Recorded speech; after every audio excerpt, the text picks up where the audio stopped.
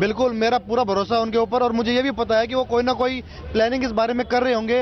वो अपने lower subordinates का मोरल डाउन नहीं होने देंगे किसी भी हालत में।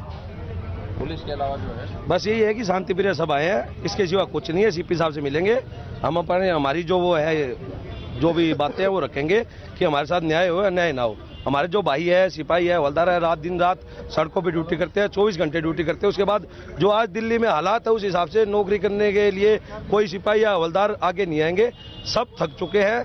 और इसी तरह ये चलता रहेगा तो एक दिन दिल्ली पुलिस में या किसी भी पुलिस में कोई आदमी भर्ती नहीं होगा। दिल्ली किसी भी पुलिस में कोई आदमी भर्ती नहीं हो सकता। आपको लगता है कि बहुत ज्यादा मोरल डाउन है? बहुत मोरल डाउन नहीं है किसी का। हम जो हमारी ट्रेनिंग हुई है, जहाँ से हम आए हैं वहाँ से ऐसा नहीं है कि हमारा मोरल डाउन होगा, पर यही है कि हम आज हमारी बातें रखने आए हैं सिर्फ। स्थिति खराब हो रही है। स्थिति दिल्ली की स्थिति खराब है। आजकल आम पब्लिक भी हाथ उठाती है, और ये वकील साहब का तो आप देख रहे हो 3-4 दिन से जो हो रहा है वो सबको पता है, न्यूज पे आ रहा है, वीडियो चल रही है। तो फिर जनता हम पे कैसे विश्वास कर पाएगी? यदि ऐसी पुलिस पिटती रही तो कल को जनता कहाँ विश्वास करेगी हम पे? हर आदमी हाथ उठा देगा हम पे फिर तो। इसलिए सिर्फ आज हमारी बातें रखने आए और कुछ नहीं है। जी आज हमारे इतने साथी जो इस पूरे घटनाक्रम में जो इंजर्ड हुए थे, प्लस सोमवार को भी ये बात जारी रही और आज भी ऐसा हो रहा है, तो हम अपने सीनियर ऑफिसर से सिर्फ इतना ही चाहेंगे कि जो भी करे वो एक फेयर कदम इस तरह का उठाए जिससे कि हमें लगे कि हाँ भाई हमारे सीनियर ऑफिसर्स हमारे साथ है और इस तरह का मोरल पुलिस का डाउन ना हो। आपने लिखा है कि हमारी भी फैमिली और हमारी फैमिली पर असर पड़ता है, क्यों लिखा है, क्या वजह क्या है? सर जब हम आते हैं ड्यूटी करते हैं तो हमारी फैमिली शाम को डरी होती है। इस तरह के जब घटनाक्रम होते हैं पुलिस को कब टारगेट बना दें, किस तरह से मतलब नुकसान पहुंचा दें। क्या हम अपनी ड्यूटी ना करें? हम वहाँ क्या अपना पर्सनल काम कर रहे थे कोर्ट में, अगर वहाँ प्रिजनर्स की गाड़ियाँ खड़ी होती हैं, वहाँ वो गाड़ी खड़ी करने के लिए मना कर दिया तो इतना बड़ा जुर्म हो गया। अपनी ड्यूटी कर रहा था वो सिपाही जो है, अगर पुलिस गलत है, वहाँ पुलिस ने गलत व्यवहार किया तो हमारे खिलाफ एक्शन लो। पर आंख बंद करके इस तरह से मतलब वकीलों को खुश करना, सिर्फ इस नियत से फैसले लेना बिल्कुल गलत है सर। आपने लिखा हुआ है इक्वलिटी इन जस्टिस, क्या लगता है आपको कि जस्टिस में कुछ फर्क रहा है इस बारी? इसमें थोड़ा फर्क रहा है, मैसेज आ रहा है down the line, moral force का बहुत ज़्यादा डाउन है। मैं एक चीज़ पे और ध्यान दिलाना चाहता हूँ कि ये एक इंसिडेंट ऐसा है जो बड़े लेवल पे एस्केलेट हो गया है। ऐसा नहीं है, आप हर कोर्ट के अंदर चौकी है, थाने के अंडर में आती है, मुकदमे दर्ज होते रहते हैं सिंगल इंसिडेंट के, किसी पुलिस वाले को थप्पड़ मार दिया हो गया।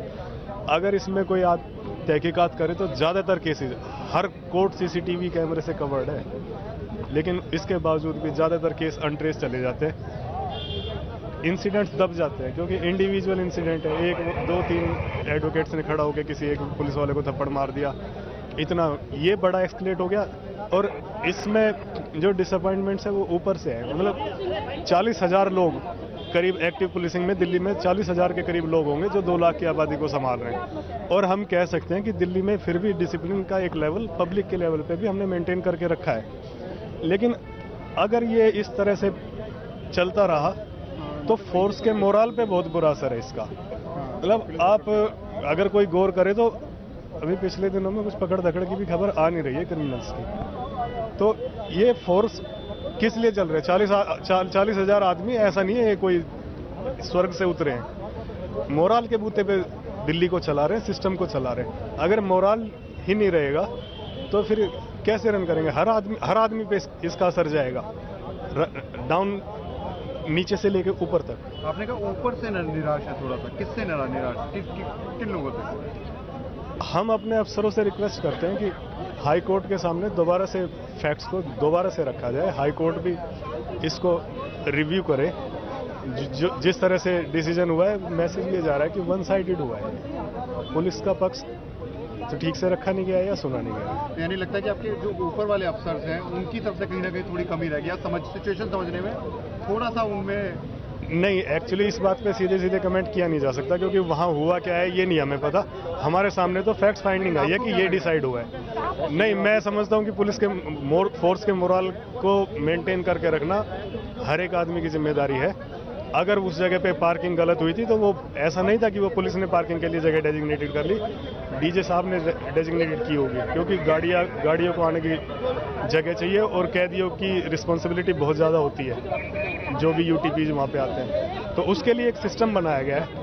अब एक इंडिविजुअल आदमी उस सिस्टम को ब्रेक कर रहा है तो उसको टोका जाएगा। यहाँ तक तो कुछ गलत हुआ नहीं है, उसको टोकने में कोई गलती नहीं थी। लेकिन उसके बाद उस आदमी की ईगो हर्ट हो गई। पुलिस ने जो फुटेज में दिखाई दे रहा है उसको डिटेन किया। आगे की वो कार्रवाई कुछ करते, डिटेंशन का राइट है। अपना नाम बता दीजिए, कहाँ पे पोस्टेड है ये बता दीजिए। मैं सब इंस्पेक्टर अमित हूँ, सेंट्रल डिस्ट्रिक्ट में पोस्टेड हूँ। उनके साथ भी बदतमीजी हुई है। मोनिका मैडम है, उनके साथ बदतमीजी हुई है। जब सीनियर ऑफिसर आगे अगर हमारे कांस्टेबल, हेड कांस्टेबल या एएसआई कोई गलत कर रहा था तो उनके अगेंस्ट अपने आप कार्रवाई होती। उनको हाथापाई करने की क्या जरूरत थी सर? उनके हरिंदर, डीसीपी हरिंदर साहब की अगर आप शक्ल देखेंगे तो उनको चेहरे से ही मतलब बड़े बेहद शांत चित्त व्यक्ति हैं वो सर। वैसे ही मतलब एक्शन भी हुआ आगे, और उल्टा उनके खिलाफ एक्शन हुआ सर। ये तो गलत है ना। उन्होंने क्या गलत किया है? मैं डीसीपी साहब ने या वहाँ के जो स्टाफ है उन्होंने कानून व्यवस्था को बनाने का काम किया था। उन्होंने ऐसा क्या गलत किया कि उन्हीं के खिलाफ एक्शन हो जाए सर? ये गलत है सर। डीसीपी मैडम के जो ऑपरेटर है उनको इतनी तरह से मारा गया है, उनकी कंधे की हड्डी टूट गई है, उनकी पसली टूट गई है, पैर की कई हड्डियां फ्रैक्चर हो गई है, उनकी पिस्टल तक गायब है, उनकी पिस्टल को भी छीन ली गई है, नहीं मिली अभी तक भी पिस्टल। तो इस तरह की घटना जब पुलिस वाले इतनी बुरी तरह से मारे जाएंगे तो उनका मोराल आप समझ सकते हो कि कहाँ होगा। तो ऐसे में हम कैसे जनता को सुरक्षा दे पाएंगे, इस बात की चिंता है हमें, इसीलिए हम यहाँ पे नाम बता दीजिए कौन सा उसमें है? मैं सब इंस्पेक्टर रोहित कुमार, वसंत कुल साउथ। मतलब कि सब अलग अलग जगहों से आए हुए हैं। जी पूरी दिल्ली से सब आए। क्या लिखा हुआ है आपने और नाम, पहले नाम बता दीजिए। कांस्टेबल जयदीप, कहाँ पे तैनात है? मैं सिक्योरिटी में तैनात हूँ। ये बताइए क्या लिखा हुआ है? Protest and need to protest and need. तो मतलब कि आपको प्रोटेक्शन की जरूरत पड़ रही है? यस, अब फिलहाल तो पड़ रही है। कोई भी आता है झगड़ा करके चला जाता है, पुलिस को भी प्रोटेक्शन की जरूरत है। तो इससे मैसेज बड़ा गलत जा रहा है, क्योंकि दिल्ली पुलिस खुद अगर प्रोटेक्शन मांग रही है तो काफ़ी चिंता की बात है, क्योंकि दिल्ली पुलिस के लिए कुछ एक अस्तित्व की बात है ये।